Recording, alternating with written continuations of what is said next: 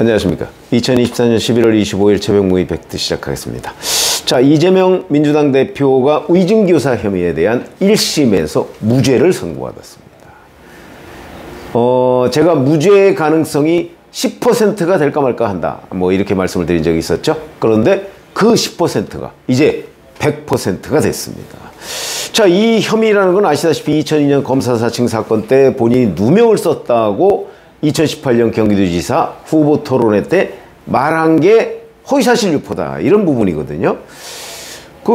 여기에서 이제 근데 그 재판에서 이제 김병량 전 성남시장의 수행비서 출신인 김진성 씨한테 우의증을 요청해서 실제 우의증이 이루어졌다, 그래서 무죄를 받았다, 요런 게 대충 혐의사실 요지인데, 이제 뭐 판결문이야 좀 나와봐야 되겠습니다만은, 이재명 대표는 그동안에 있는 그대로 뭐 사실대로 말해달라고 한 것이 왜 그게 위증 교사냐, 이렇게 주장을 했습니다. 그런데 김동연 부장판사는 이 김진성 씨가 기억과 다른 증언을 했다는 부분은 인정을 했습니다. 그러니까 위증을 인정한 셈이죠. 그리고 KBS와 협의했다는 정황을 들었다 하는 것도 위증이다, 이렇게 지금 얘기를 했고요.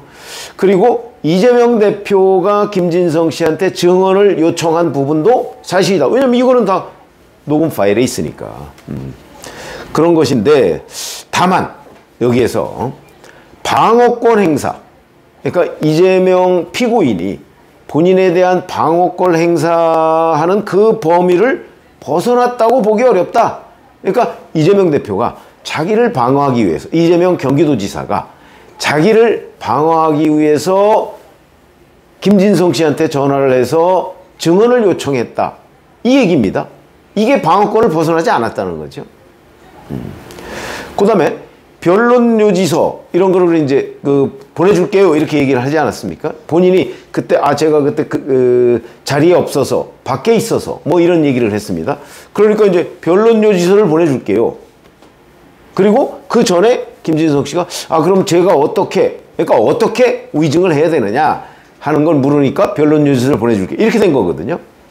자, 그러면 근데 이걸 가지고 이 판사는 변론요지서를 제공했다는 것만으로 위증 의사가 있었다고 보기 어렵다, 이렇게 납득하기 어려운 이런 판단을 했습니다.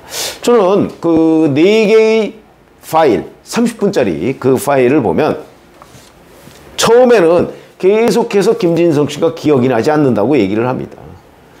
그런데 있는 그대로 사실 그대로 그런 얘기를 계속 해가면서, 그런데 나는 이렇게 들었는데 이렇게 해주면 좋지, 이게 제일 좋지, 그 다음에 궁극적으로 마지막 순간에 그럼 제가 어떻게 라고 얘기하니까 그러면 변론요지서를 보내줄게요 라고 얘기를 해서, 뭐 이건 법조계의 판단은 흔히들 이런 식으로 위증을 교사한다, 위증을 교사하는 사람이 이렇게 위증해 주세요, 이렇게 얘기하는 경우 거의 없다. 더군다나 이재명 대표는 변호사이기 때문에 이제 그래서 법조계를 취재해서 적어도 90% 정도의 법조계 인사들은 이 부분이 위증 교사가 명백하다,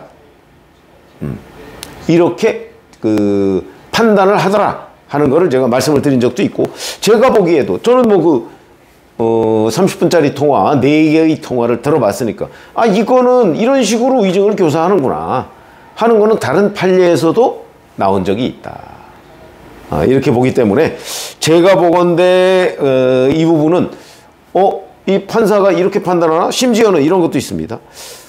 2018년 12월에 이재명 경기도지사가 김진성 씨하고 통화할 당시에 김진성 씨의 법정 증언 여부는 결정이 되지 않았을 때다, 뭐 이렇게 얘기를 했기 때문에 위증을 교사했다고 보기 어렵다, 아마 이런 판단 근거로 삼은 모양인데, 글쎄 저는 그렇게 보지 않는 것이, 이재명 대표가 2018년 12월에 정진상이나 김용을 통해서 김진성 씨한테 미리 타진을 하는 걸로 검찰 수사 결과 밝혀졌습니다. 그러면은 이 사람이 이재명을 위해서 위증을 해줄 것인가를 미리 타진을 했는데 제대로 먹히지 않았거든요. 그렇기 때문에 안 되니까 이재명 대표가 직접 만약에 끝내 이 사람이 위증을 해줄 생각이 없다 그러면 아마 증인 신청 자체를 하지 않았을 겁니다. 그렇지 않습니까? 그런데 증언 여부가 통화 당시에는 결정되지 않았다. 당연하죠.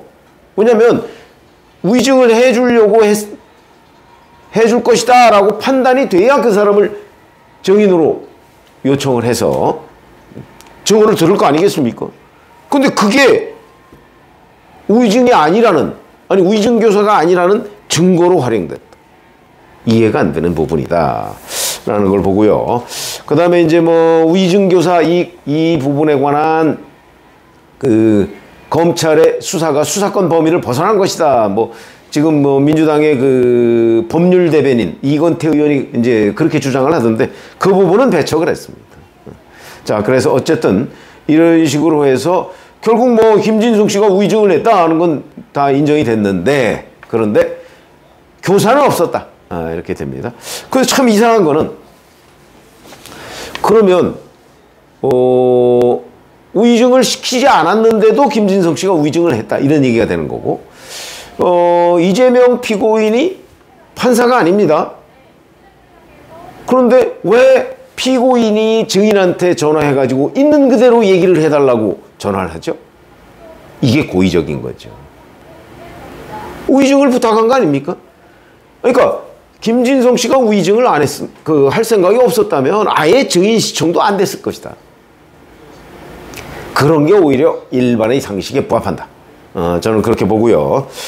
이런 내용이 과연 김동연 부장판사를 비롯한 형사합의 33부 3명의 판사 모두 다 이런 생각을 한 건지 어찌된 건지 그 과정도 궁금하고, 제가 보기에 상식적으로 맞지 않는 판결이다. 저는 이렇게 봅니다. 피고인이 증인한테 전화해서 사실 그대로 얘기해달라, 기억을 되살려서 얘기해달라고 부탁할 아무런 이유가 없습니다. 더군다나 사실도 아닌데 검사 사칭에 본인이 누명을 썼다는 거 그거 사실 아닙니다. 왜냐하면 2004년 확정된 판결문에 보면 누명이 아닙니다. 이재명 피고인은 적극적으로 그 검사 사칭의 주인공이 됐거든요. 최철호 PD하고 같이 옆에 있어가면서 그 장면이 다 나옵니다. 근데 사실이 아닌 거를 사실 그대로 얘기해달라고 얘기하는 부분은 제가 보건대는 무슨 이런 황당한 경우가 다 있나. 그래서 이거는 결국 위증은 있었는데 교사는 없었다 이런 얘기가 되는 건데 납득할 수 없다. 뭐 이런 생각이 들고요. 자, 이렇게 되면 이제 뭐 결국 2심 위증교사의 2심을 이제 우리가 한번 주목해 봐야 된다. 지난번 검사 사칭 사건도 그렇게 돼서 1심에서 무죄가 나왔고요. 2심에서 벌금 300만 원이 나오지 않았습니까? 그것처럼 이번에도 잘 이해가 되지 않는다 하는 차원에서 보면 뭐 지금까지 이재명 대표를 비롯한 그 민주당 쪽에서 계속 뭐 법원은 3심까지 있다 뭐 이렇게 얘기를 해왔기 때문에 이 부분은 이제 2심을 봐야 되겠다 이렇게 말씀을 드릴 수가 있겠습니다. 뭐 저는 뭐 명백하게 제가 뭐 법조인은 아니지만 이제 법조인들을 취재해서 그동안 한 10%도 채 되지 않는다는 그런 무죄 가능성을 제가 말씀을 드린 적이 있었는데 그게 지금 현실이 됐다 이런 거죠. 이렇게 되면 이제 위증교사와 관련한 2심 재판이 주목을 받게 된다. 그리고 이 판결의 정치적 파장으로 본다면 이재명 대표는 일단 반전의 계기는 삼았지만 선거법 징역 1년 집행유예 2년이라는 그 선고가 있기 때문에 그 선고를 뒤집지 않는 한 피선거권 박탈이라는 그 굴레는 벗어날 수가 없는 거죠. 그래서 이제 아마 그 부분에 집중을 하려고 할 가능성이 있고, 그럼 이제 곧 시작될 뭐 대북송금 재판, 그 다음에 진행 중인 대장동, 백현동, 뭐 위례신도시 성남FC 재판, 뭐 이거는 뭐 1심이 뭐 아직 멀었지만 끝나려면 뭐 이런 부분, 그 다음에 뭐 이제 곧 또 시작될 경기도 법인카드 유용 의혹, 뭐 이런 재판은 재판대로 이제 진행이 되고, 그 중에는 아마 대북 송금 재판이 가장 빨리 끝나지 않을까 싶은 생각도 들긴 합니다만은, 어쨌든 그런 거와 별개로 일단 이재명 대표는 반전의 계기는 어느 정도 잡았다. 그러나 찜찜한 반전이다. 왜? 선거법 징역형 집행유예가 있기 때문에 이렇게 평가를 해드릴 수가 있겠습니다. 고맙습니다.